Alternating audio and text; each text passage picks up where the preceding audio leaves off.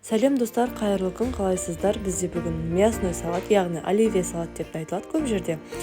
Осы салатты жасайтын боламын, менімен бірге болыңыздар, және де каналыма тіркелуді ұмытпаңыздар. Бізде осы салатқа ең алдымен керегі мясной салат болғанымен мен бұл салатты шұжықпен жасайтын боламын. Негізінде осы салатты көп жерде мен ойлаймын шұжықпен жасайды деп. Сол өзіме осылай ұнайды, сол себепті мен шұжық қолдандым. Егер де сіздер ет қосқыларыңыз келсе, ол да әдемі болады. Бізге керек заттар шұжық, сәбіз, картоп, жұмыртқа, горох және тұздалған қияр мен майонез керек болады. Ең алдымен осылай картоп, сәбіз, жұмыртқамды суға пісіріп алған болатындым. Осылай майдалап турап шықтым. Сәбізімді, артынан картопты турап шықтым. Осылай майдалап, одан кейін жұмыртқамды, 4 дана жұмыртқа жеткілікті болды маған. Осылай жұмыртқамды да қолдандым.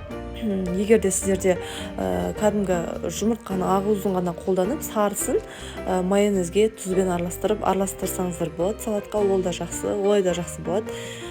Енді менде бұл жерде тұздалған қияр. Осылай тұздалған қиярымнан 3 данасын ғана турадым.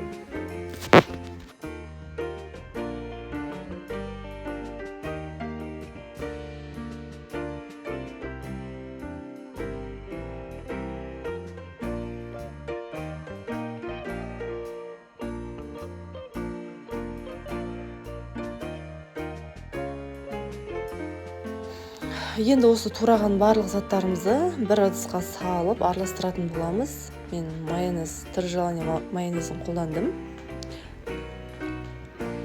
Горох саламыз.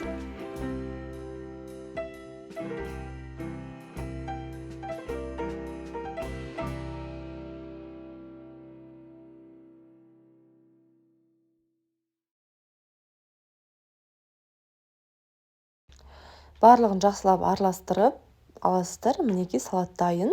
Салаттың формасын қалай келтірсеңіздер де өздеріңізге қонақ күткен кезде осылайынан формаға салып істесеңіздер өте әдемі болады.